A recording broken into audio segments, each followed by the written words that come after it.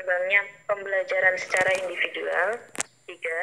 Memberikan dasar yang lebih ilmiah terhadap pengajaran. 4. Lebih memantapkan kegiatan pembelajaran. 5. Memungkinkan belajar secara estetika.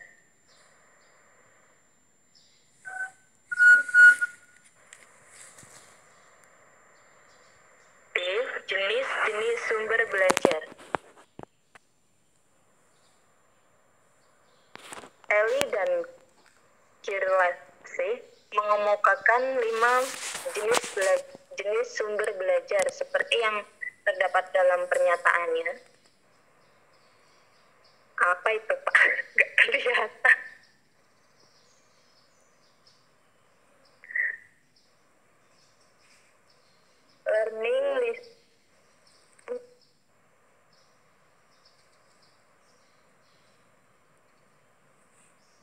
Learning resource, whether design or utilis. Ya pokoknya itulah, teman-teman baca sendiri. Bahasa Inggris saya jelek, maaf. Mengemukakan 6 jenis sumber belajar.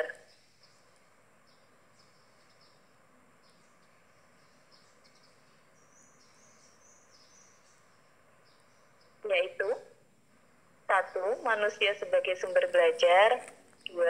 Buku perpustakaan. 3. Media massa yang menyajikan informasi aktual. 4. Alam lingkungan yang terdapat kehidupan manusia. 5.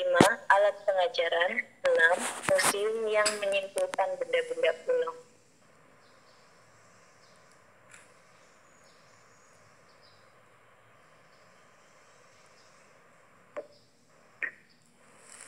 Lanjut, Pak.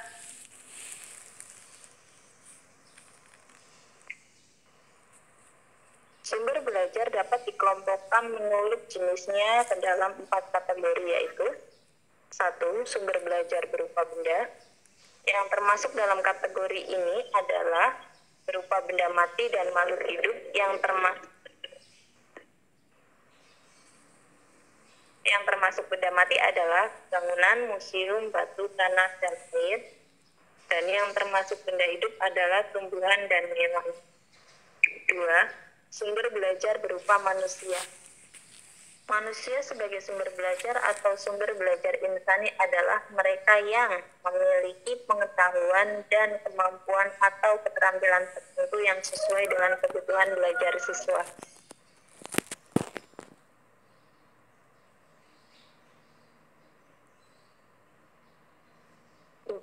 Sumber belajar berupa karya ilmiah, meliputi semua hasil kajian ilmiah, baik berupa karya tulis maupun benda atau model.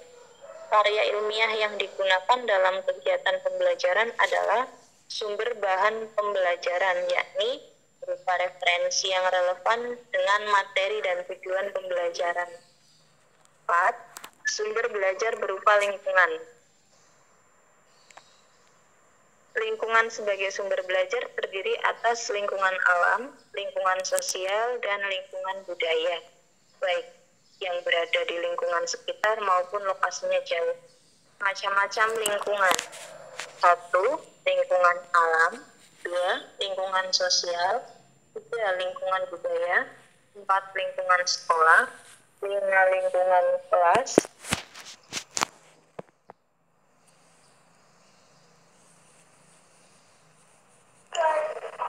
Selesai, Bu. Oh iya, terima kasih.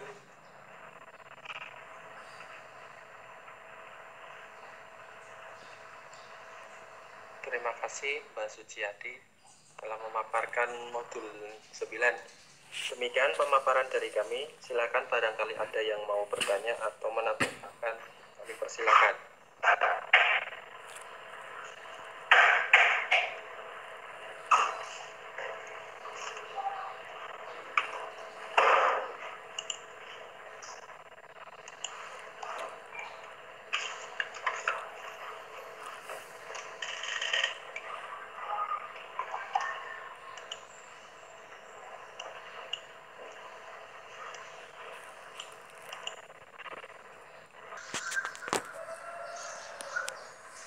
Waalaikumsalam warahmatullahi wabarakatuh.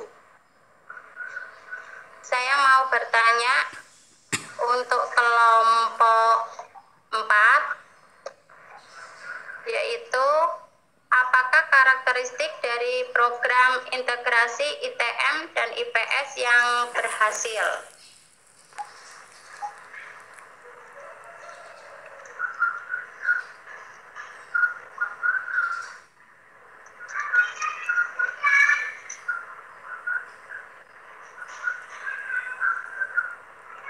Saya menjawab pertanyaan dari Bu Rini Haryati.